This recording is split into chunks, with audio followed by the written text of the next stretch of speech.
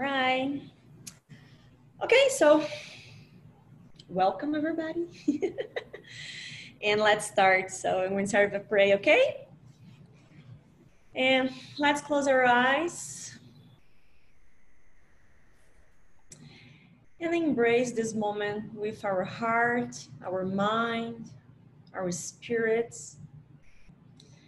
Let's be thankful for the opportunity to be here together among friends, the opportunity to learn, to go through this amazing book,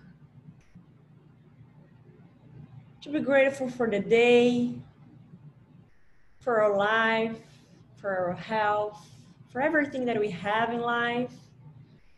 Regardless what are we going through, if it's hard, let's always be grateful. Let's put in your thoughts, God, the creator of everything, and Jesus, our big brother that always sends the good spirits to take care of us, to be here with us at this moment. Let's be thankful for all the Spirit's friends that come along in each place to protect us, to teach us, to join us in this study. And all the other spirits as well that come like us to learn.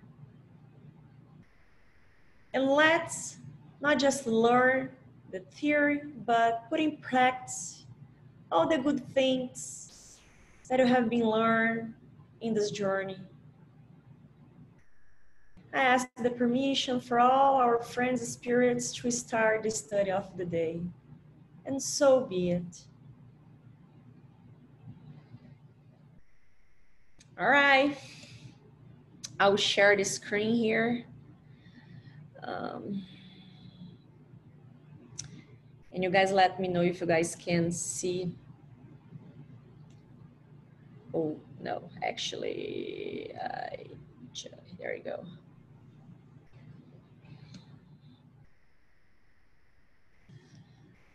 Okay, so let's go all the way.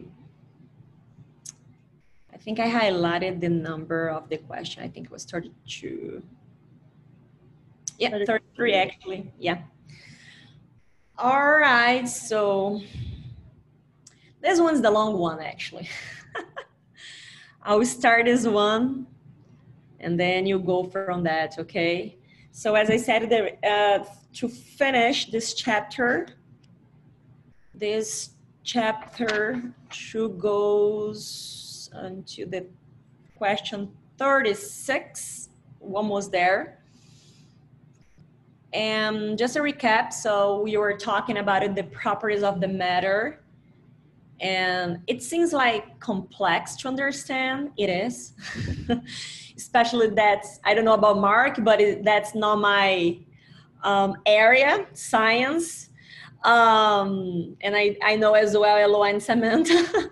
But the more you read, the more you want to read more about it. And it's important as well when you study the Spirit's book to go after more information about it. But it's basic science information. I believe everybody here is, went to the school and know those basic things, but we ended up forgetting because you don't use this every day. But it things that you already saw in our life. But anyway, let's start. So the question 33, can the same elementary matter undergo all possible changes and acquire all properties? So just remember, elementary matter is the matter that the Spirit calls the base of everything, okay? And the Spirit's answer, yes. And it's this fact that it's implied in the saying, everything is in everything. And then Kardec goes in a little explanation like oxygen, hydrogen, nitrogen, Carbon, okay, Mark is the only American here. If I say something wrong, just let me know, okay? So carbon and all the other masses that we see as elements are merely variation of the primordial substance. So everything that we know as we call, let's say, primordial substances, actually, they are from the variation, they are variation of the real primordial substance, which is the elementary matter. As we have found it impossible to arrive at this elemental matter other than as intellectual deduction, they appear to be elementary. So as oxygen, hydrogen, nitrogen, carbon cease for us to be the elementary, but the Spirit says no, it's something before. We may therefore continue to regard them as such for now. So it's okay if you're learning like that. It's okay at some point when I get there. And remember, this book was 1857, and I know, and we know science has been giving their jumps, and we know the science already know more than that, but we still learning. Let's put it like this. But I like the way that the Spirit said, we may therefore continue to regard them as such for now. It's okay. Continue like this. And then Kardec has another question inside this question, saying, actually, it's affirmation that he made it, but it just became a question. This theory appears to support the opinion of those who acknowledge only two essential property matter, force and movement, and who regard all other properties of matter as purely secondary effects, varying according to the intensity of the force and direction of movement. He's affirmed something and asked to the spirits. And the Spirit says, this opinion is exact. We must also add it according to molecular arrangement. For instance, in an opaque body that may become transparent and vice versa. He just gave an example. And then Kardec, one more time, giving like basic science here, explanation. This principle explains the phenomenon known by all magnetizers, and that consists in giving radically different properties to any substance, such as specific taste to water, and even activity qualities of their substances.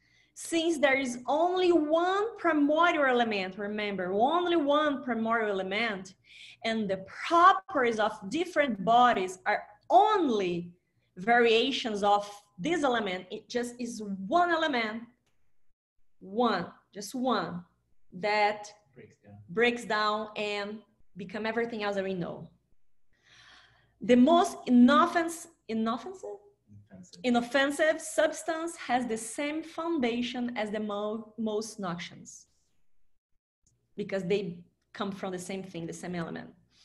Water, it's one part of oxygen and two parts of hydrogen, becomes corrosive when someone doubles the proportion of oxygen, as we know already, you know. A similar transformation may occur by the magnetic action directed by the will. Okay. When it says magnetizers and magnetic, it's another subject, like more deep than that, okay? And as we go back to Mesmer and all those science that already studied the magnetism, so it's another study. He just given some highlights, and of course, it's up to us to go after more answers on this, but he just gave some highlights on it. All right, it's any comment on this one? Eloy, Samantha, more? I just have one small one.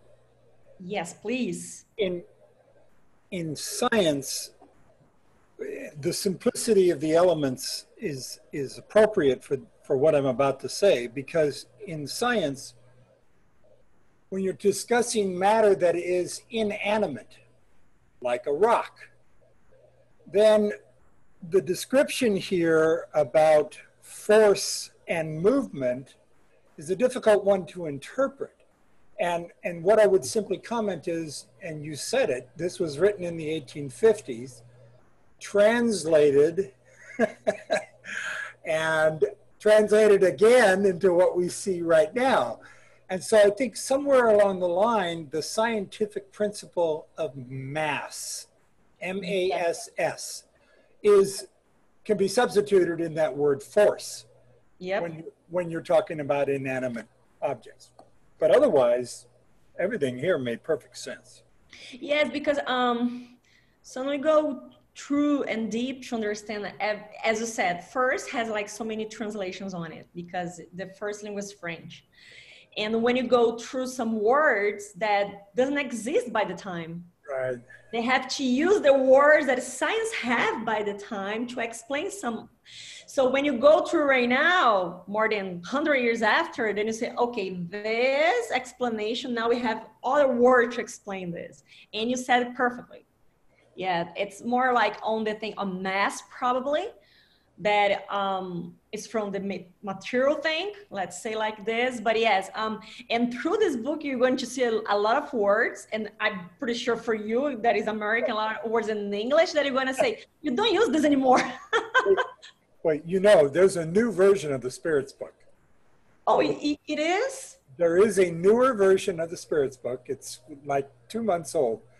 And it's a direct interpretation of French to English. Oh, really? It bypasses the Brazilian. And it also bypassed Brazilian Spiritual Federation. That's good to know. So, Good to know. yeah. And so they use, not a lot, but a few places, they use Americanism instead of the literal translation to make it meaningful to people of this society, global society. But they're definitely using American terminology, you know. Definitely. But I don't mean that from a pride standpoint. I mean that it did not originate in Brazil. Yeah, right. Yeah. And who made it? Who made the book? Translated the book, actually. Well, I know who was behind it. It was Josada and the U.S. Spiritist Federation. Oh, that's good to know. Okay. I will Google it because it's nice to have a new version and see the different words right now to better understand. I think that's really important, actually. Well, a lot of it is absolutely consistent, you know, but there are some interesting changes, including question number 1. Really? Yeah. Oh my, it's okay. I mean, you know, and I'm sorry, but I'm new to Spiritism. I don't know the impact, but what it seems like when you mess with the foundational statement, there's a risk. Because it is a risk. So there's a really well, because this is the thing. We had a guy from Brazil. His name is Haroldo Dutra. He's very well known in Brazil about the dissemination of the Spiritism. He's amazing, and he's very knowledgeable as well. And we had the chance to have him to give us a lecture about the dissemination of the Spiritism in other countries and what is our role in this. And he said, somebody asked him, so how about like those old books? Now, don't you think that is the time to make new of the new versions, to change the vocabulary, those kind of things, to make people, like young people, to understand? And he gave the answer that he gave was like, make me think, because he said, yes and no, because you don't mess with the foundation.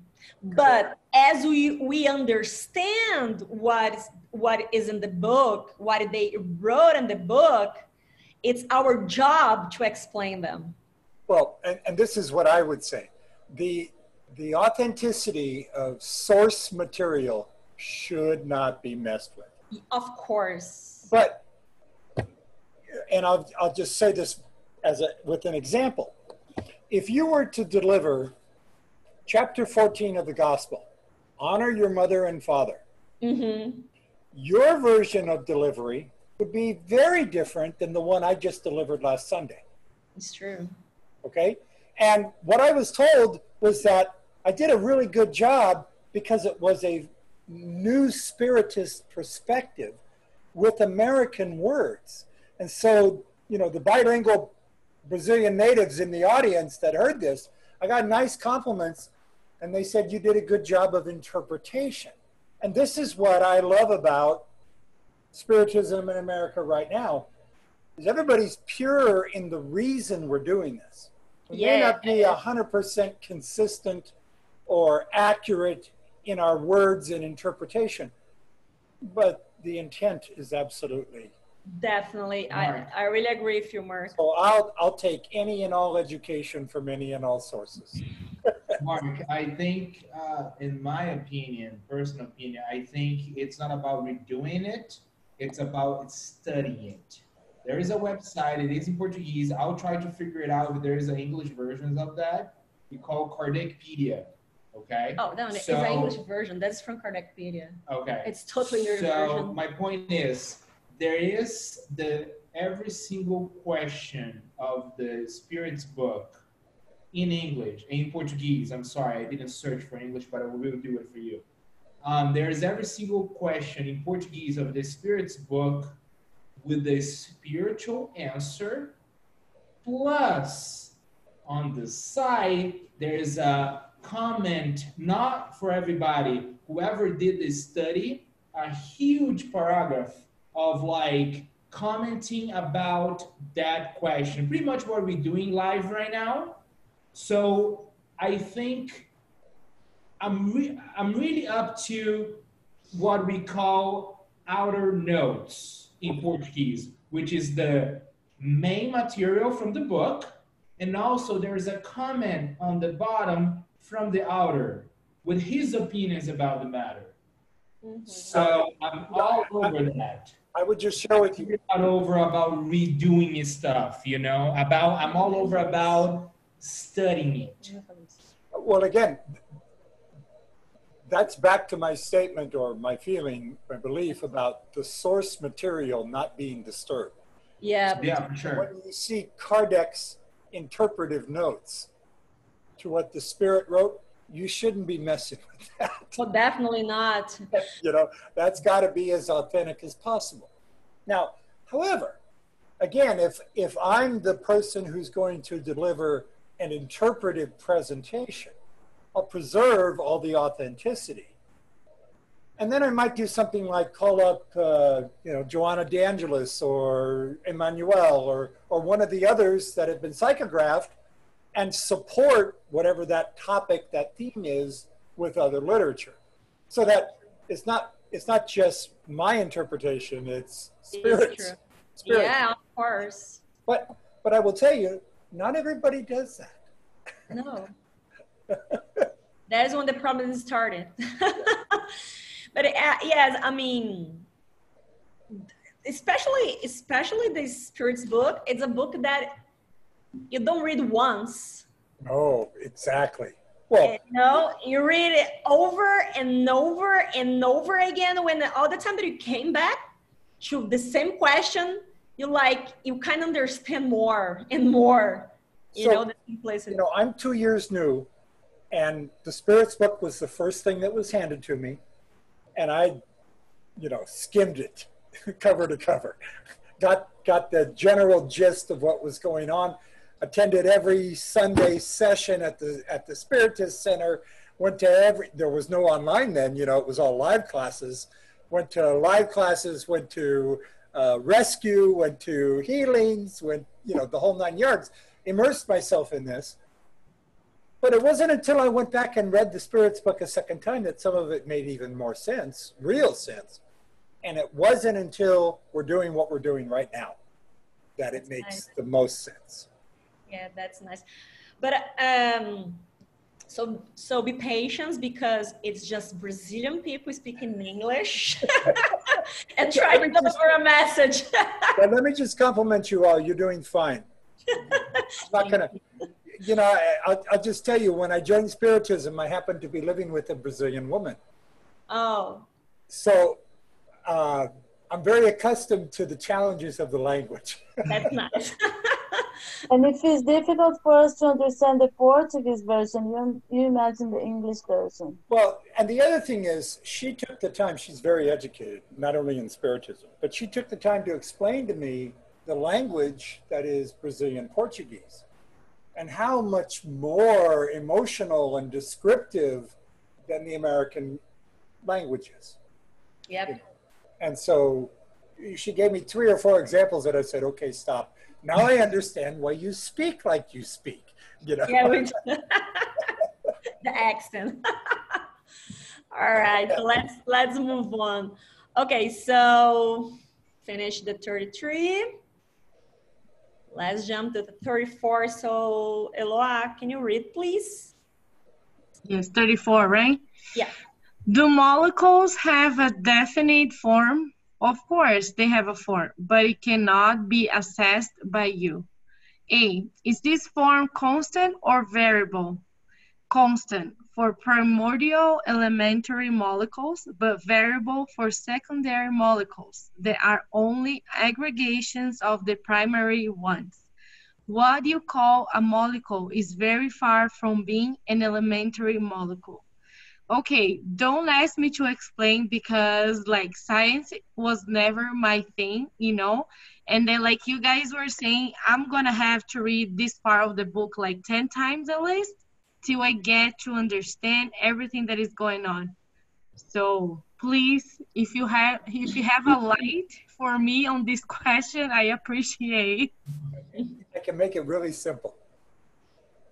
Okay, consider that we know the human brain is not capable of understanding everything God has designed. When human science evolves and discovers infinitely small elements like molecules, we don't know what's inside that. We dig into that, we find stuff we've never seen before. We don't even know how to define what it does, what its purpose is, or anything. We're still discovering. The same thing is true when we go into outer space. We get to a point where our knowledge ends and we're in pure discovery mode in a place we've never been before, trying to interpret things that we've never seen or experienced. And it's off every one of our meters and doesn't register, and our computers don't know what to do with what they're seeing, and so on and so on. Well, it's the same thing here. How can we possibly understand everything about God's intent? It's true. And the way that the spirits like answer the questions, for me, it's like amazing, because Kardec asks, is the molecule has a form? Yes, of course. But it cannot be assessed by you, because what you understand by form is different from what is being formed for, you know, everybody else in the spirit world and in other places. So it's you can assess this right now, but yes, it has a form. And as I said, when this book was launched in 1857, so what does the science understand by molecules? What do we understand right now? I mean, our science understand right now, because by the time they just understand that like the molecules are like elementary, the base of kind of everything. Now they're already breaking down the molecule. They know that you can start break, but they got at the point that we can still do it, but we don't have the tools. We don't have the tools. So yeah, like, sorry. No, as it says here, what you call molecules is very far from being an elementary molecule.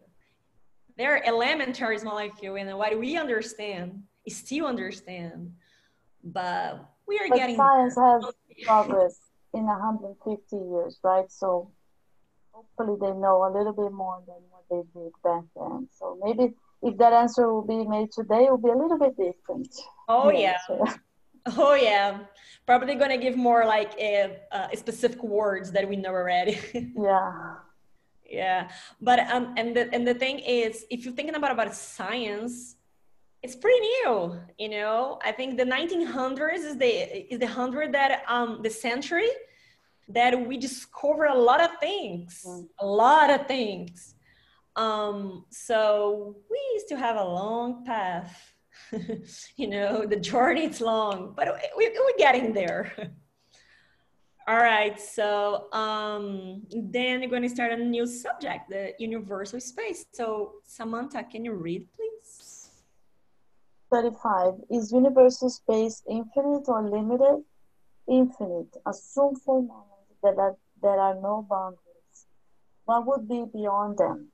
This perplexes your reason, which tells you that it cannot be otherwise. The same is true with regard to infinite in all things. The idea of infinite cannot be grasped in your narrow world. If we imagine a limit to space, no matter how far away this limit might be, reason dictates that there must always be something beyond it until we arrive at the idea of infinite. Because this something, even if only an absolute void, would still be space. There's no end. Yeah, well, as we understand. If there was an end, there would, yeah. But what is infinite? What is limited for us?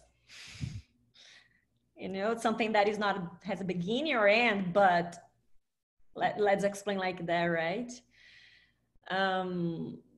It says like, assuming for a moment there are no boundaries, and it goes beyond anything that you can imagine. So goes beyond our very infant imagination. I heard a therapist offer an analogy. If you were in the middle of the ocean, floating alone, and you don't see anything recognizable, you have a sense of infinity.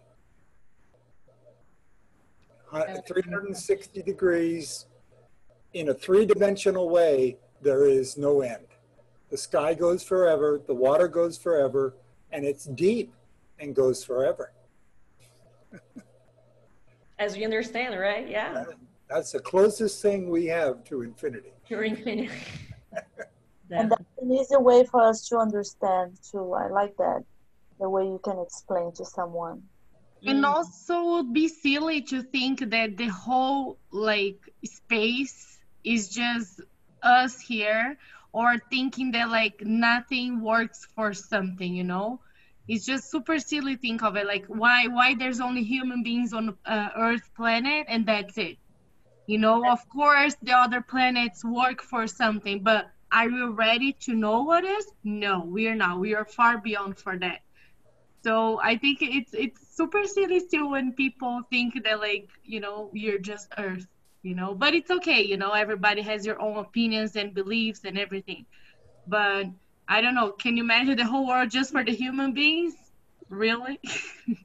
There's a next question actually. I like to think God has an amazing sense of humor. Right? And whatever joy he gets in watching humanity, he's probably doing something else similar but differently elsewhere. Probably. All right, so probably I think that is kind of the next question. So Mark, can you read for us 36? Sure, 36. Does an absolute void exist anywhere in the universe? No. What appears to be a void to you is occupied by matter that your senses and instruments are incapable of detecting. Yep. So we have a class on Saturdays for the beginners on Spiritism, but in Portuguese, unfortunately, for now, Mark, for now. And the last Saturday we studied the lives in other worlds, let's say like this. And I was watching, because I gave this class, and I was watching a lecture last week from a very knowledgeable people in Brazil that studied on deep those things.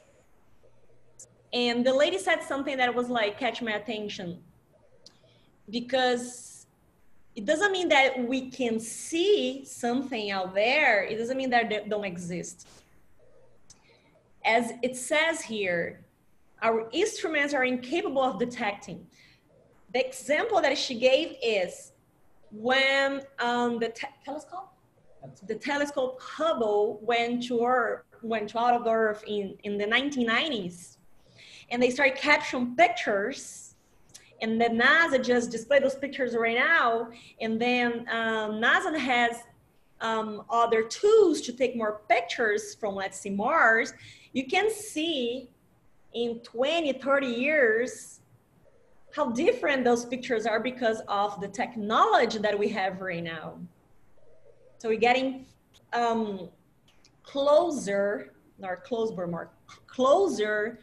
to know things out there, but we don't have the technology yet. But at some point we will. So I think that's related to this answer here. So our sense, especially as human beings and instruments, and taught by technology, are incapable of detecting yet. There's a show. My husband liked the History Channel. They have those UFO show, and they were showing something like that. That this special camera records, a certain area, and then you can't see anything with your human eyes, but the speed of that object is faster than anything, and only this special camera, which decreases the speed by, I don't know, like trillions and billions of miles per hour, you can see the object there, like, Nice. So it's kind of like that we don't have the technology, but imagine if also, I don't want to be seeing stuff that I shouldn't be seeing, so maybe it's better to keep that way, right? It's like also like a lot of scientists like have been bringing a lot that like in the dark, actually there's a lot of things, but like, of course, with the technology, we cannot see it yet. But actually dark doesn't really exist. They've been trying to prove that the dark is just another part of the universe, but actually there's things there, but we just you cannot see it. Like even our human, like us, like as human beings, our eyes cannot capture that. One is because of the speed as well, and second because also dark, there's like elements and everything else, but we are not able yet to capture or to see it, something like that. And talking about, as Eloy just mentioned, it's not just about technology. Did you see that? What she said? Our body, our sense are not capable to see. Because as we grow as a spirit, we grow this shell here as well. And that is very important. What we see here in this book and where they're talking about it, the spirits already gave to us these explanations about it. Because why we can see those things? Because our body, this dense material here is incapable to see a lot of things that's around us. Imagine out of Earth. So that's it's what is Eloy said, is like, it's just prove it what it was wrote here in 1857. That's well, you just opened up a whole different thought for me. I have an interesting thought line, and let me see if I can put it into a question. Yeah. So I've learned recently about the continuation of my spirit through multiple reincarnations. Yeah. I also understand the role of the paraspirit. Okay. Now I have a question about chakras. Okay. Are chakras developed within each matter lifetime, or are there elements of chakra development that carry forward through multiple reincarnations? Oh, that's the question. That's a good question. Okay. First of all, in Spiritism, we don't use chakra. Use another word for the same thing. Yeah. So is the force, the energies that it's in our body in different parts. Of course. Which is very interesting. It goes with the spirit, but it's just, we just use them, let's per se, when we are incarnated. But to go deep on this explanation, have heard about André Luiz, right? Oh, yeah. So some of, I mean, 3 or 4 books of him, he's talking about this in a very impressive way, because he is on the other side, having the chance to see this side, the spirit, the body, and how things works, because he was a doctor when he was incarnated, right? And then probably that's why I have the chance, like, let's put you on this road, then I'm gonna have the chance how works things from this side.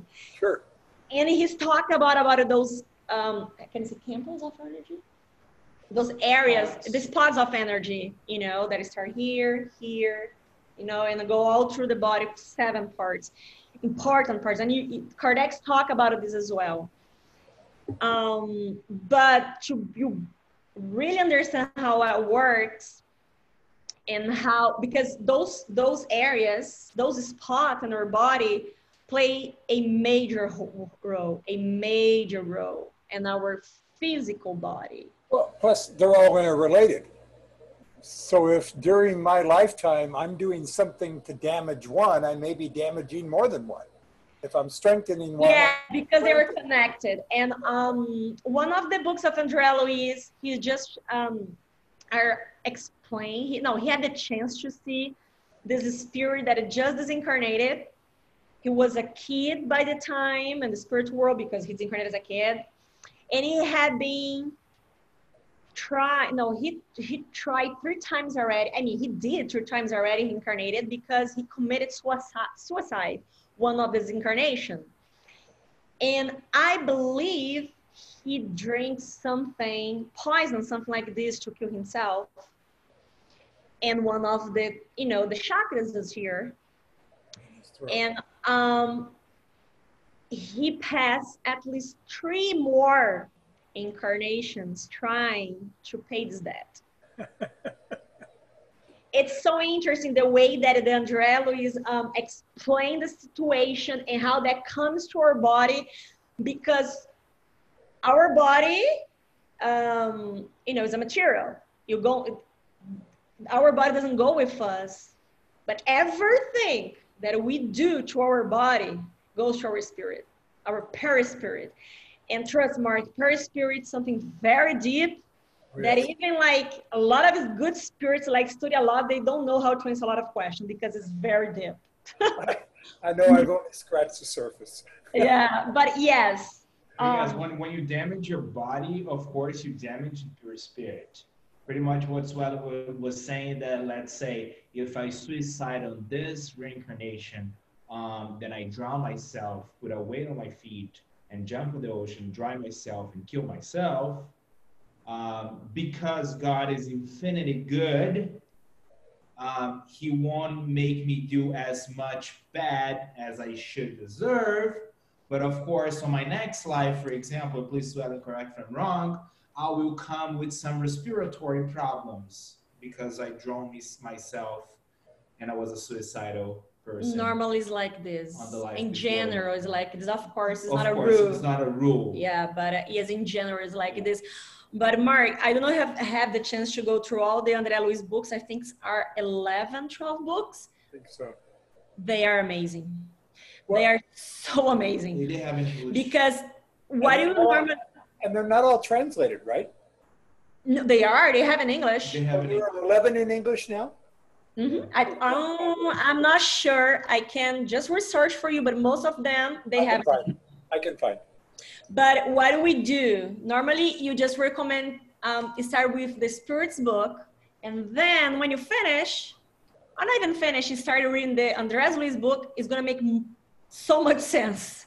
Like, wow. And you're gonna see what Chico Xavier wrote, through André Luiz.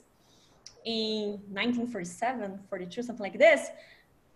It's things about science, medicine, they just discovered right now.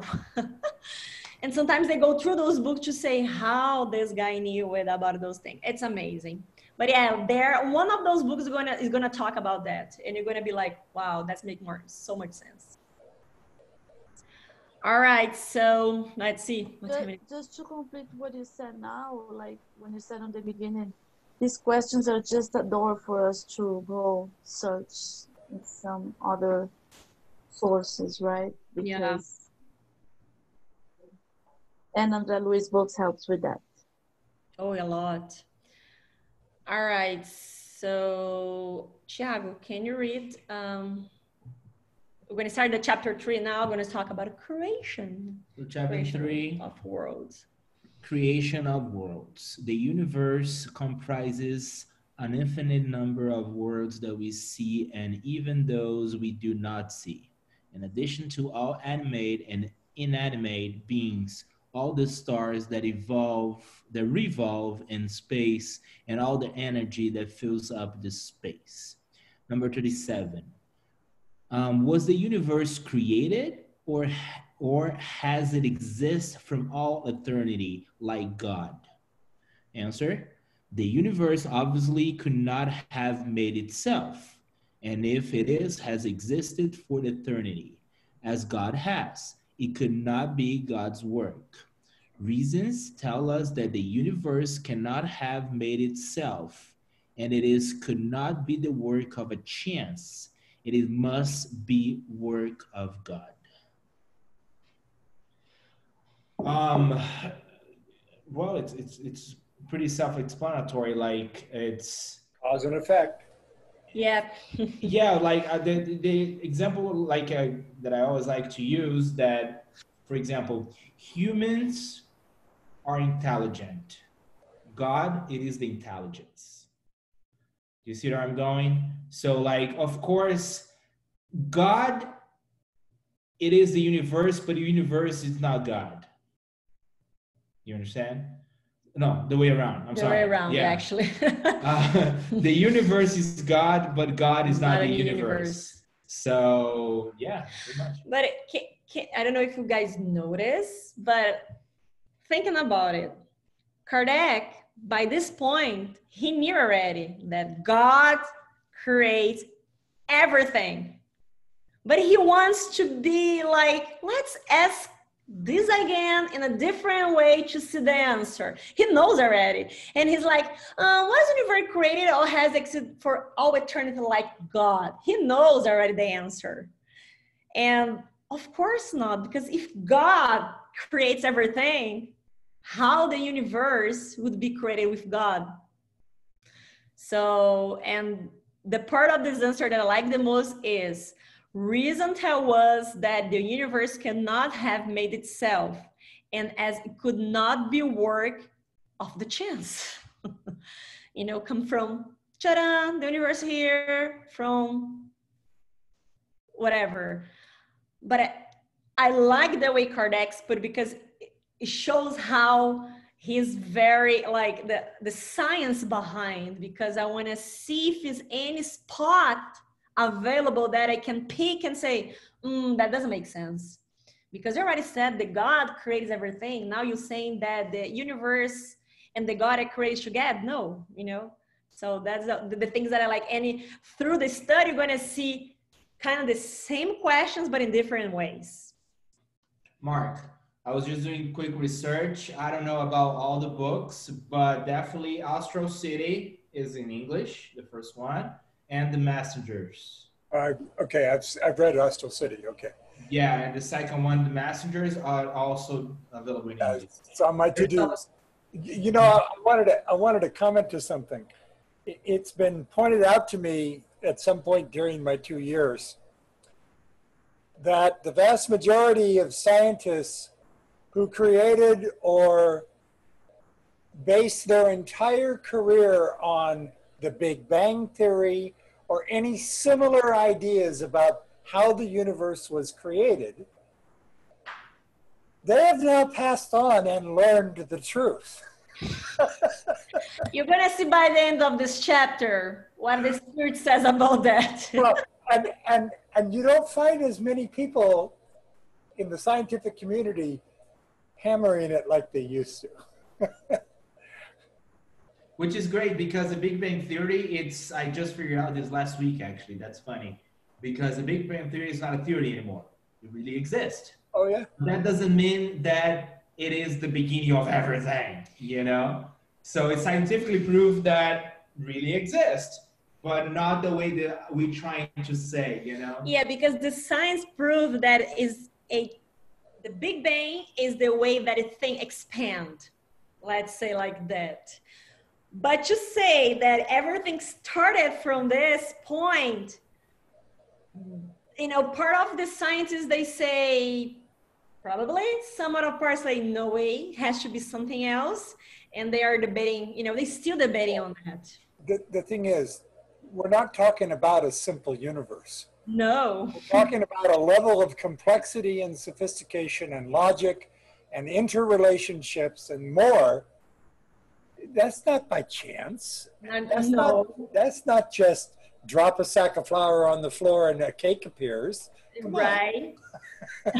You know what, like a funny example, so we can move on about this chance. There's a person that I always watch. She does amazing lectures. Anyways, she gave the example of like, okay, do you think the universe was created by chance? So what is the chance that we can have, like, do you know the soup that comes with the little ladders that is for kids? Okay, so let's grab one box of those, okay? Let's shake, shake, shake, shake.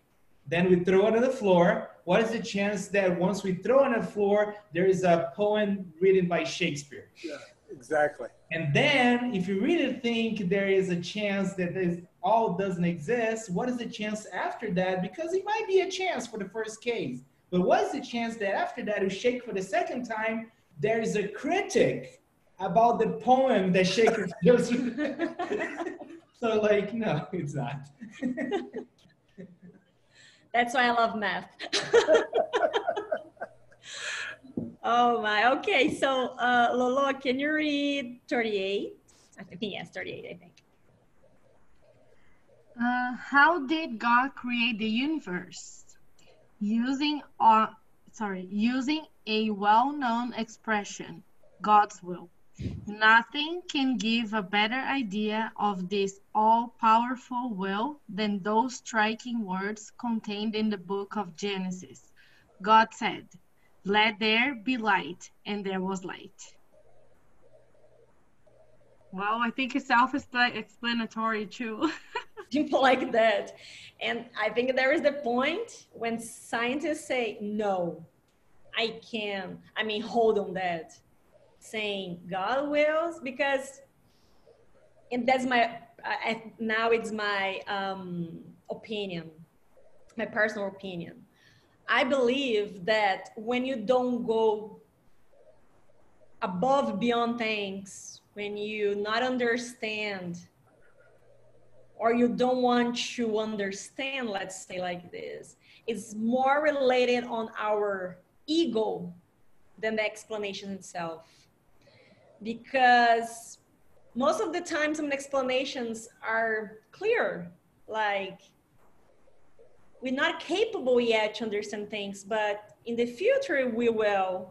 But we get so frustrated and we inflate our ego that you can accept God. And I'm not saying God from the religions as they made God, as the white guy with white beard, those kind of things. No, I'm saying God as something above and beyond us that we don't understand. And when we don't understand something, when we see ourselves in a situation that we are not able to understand something, you get that frustrated that you start not believing it. But don't believe in something, it doesn't mean that those things exist or not exist.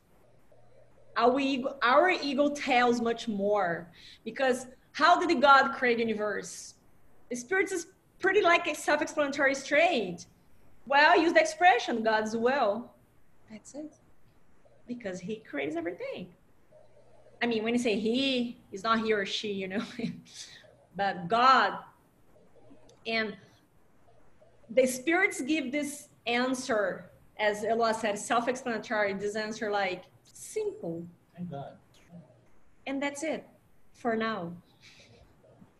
There's so much stuff that we still have to understand. Like, there's another part of the Spirit's book that they say, like, pretty much like, my opinion now, right? Like, you still kill each other for no reason. You guys still kill each other for no reason. You guys still destroy the planet for no reason. Do you really want to understand God? Like, start learn how to love your partners, you know, your brothers and sisters first. Then we move on to God. You know, my Spirits book is the second revised edition, June of 2016. Okay. I don't know how many years into the future, but there's a Spirits book at some point in the future that will be written with words that don't exist today in order to explain what the human race has evolved to be able to understand. Definitely. Definitely. That's an amazing thing to think about.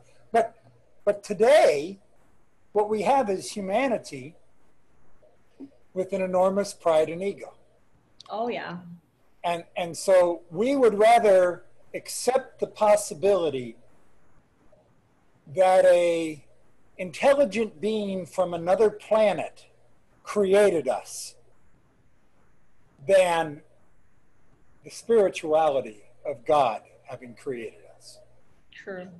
I cannot understand how humans would choose that, except that they're so inundated with, I'm a human, I'm meant to understand everything. That's that's something I can understand. You know, well, we still, as I said, we still a long path, and to have the knowledge that we are immortals as spirits, that we're gonna come back a lot. That's making me feel okay. I'm gonna be able to see when the humanity is gonna be able to understand that in the future. All right, let's see. Maybe I have time for one more. So Samantha, can you read the 39, please? Can we know how the words were created? All that we can say and that you are capable of understanding is that the words were created by the condensation of matter distributed throughout space. Done. The beginning of matter. Let's go back to chapter 2. Yeah, and the matter that they're talking about here is the matter that we don't know yet. What is the kind of matter? You're talking about like another type of matter that we don't know yet. But yes, the condensation of matter, which it's related of the Big Bang Theory, if you're thinking about it. But it's still a lot to learn more about it. I believe the science already have the beginning, let's say. The tiny, like piece of the whole thing. Well, they've kind of done, you know, proof of this, I don't know for how many decades now, but the scientific term I remember you're learning about was spores, S-P-O-R-E-S. And the common way to explain it is when you hold up a dandelion and you blow it, and it all goes in all these different directions, every one of those affects something when it lands. Yep. It's could grow something, could feed something, could kill something, whatever. And everything there has their role in the creation. They do something. It's not just there just because. Yeah, that's important. All right, so I know, but let's see. I think you can do one more. So Mark, can you read 40, please? Sure. In accordance with current beliefs, are comets the beginning of matter condensation and thus worlds that are in the process of being formed? Yes, but it is absurd to believe in their influence. More specifically, the influence that is commonly attributed to them. because all the heavenly bodies have their own role in certain physical phenomena. Yeah. Wow. Yes, we were talking about this. I study astrology now. As Wow. And here we are in this month of change. Yep. So You mean the year of change, right? The year of change. The year of change of our entire lives for The this. lunar cycle we are in right now is the month of change. The month of change, yeah.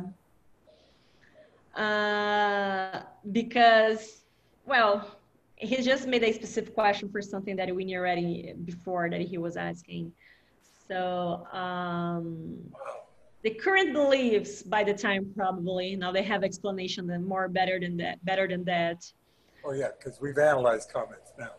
Yeah.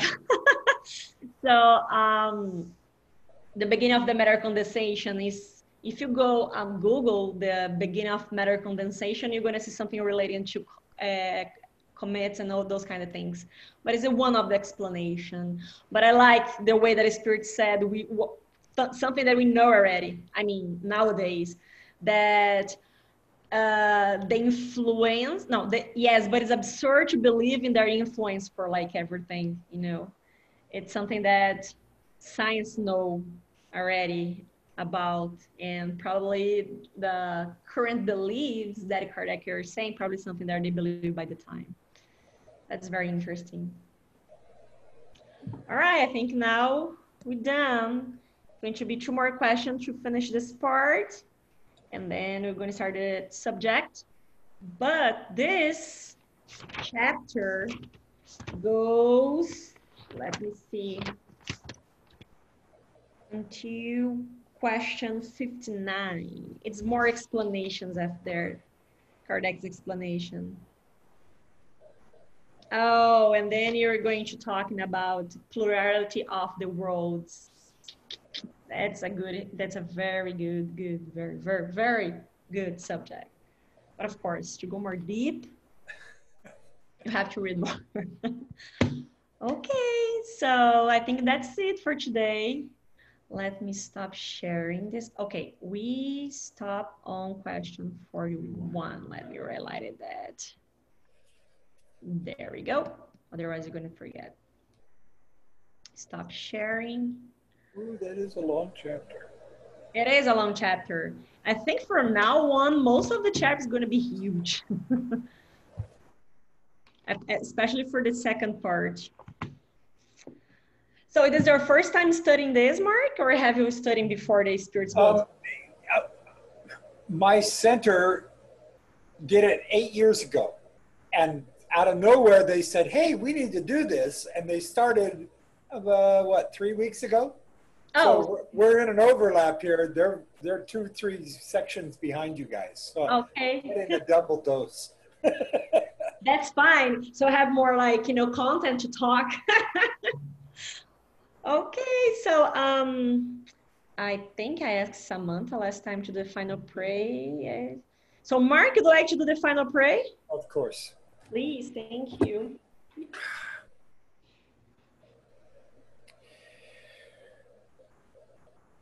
God, Jesus, and all the spirits present tonight,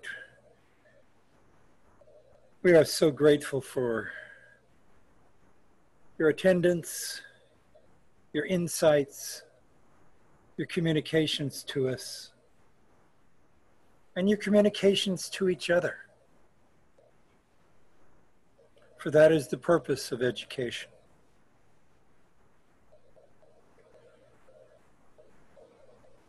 We humbly ask for permission to close tonight's education session. And so be it. All right, everyone. Thank you so much. Thanks so much, Samantha, Lolo, and Mark. Thank you, everyone. We're so happy we're here right now. Thank you so much. I'm so happy to be here. Next week. Just so you know, I'm still on track. I'm going to end up in Vegas eventually.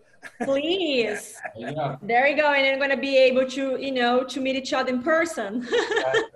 Everybody, definitely. All right. Have a good night. Thank you. Have a good night. Have a good night.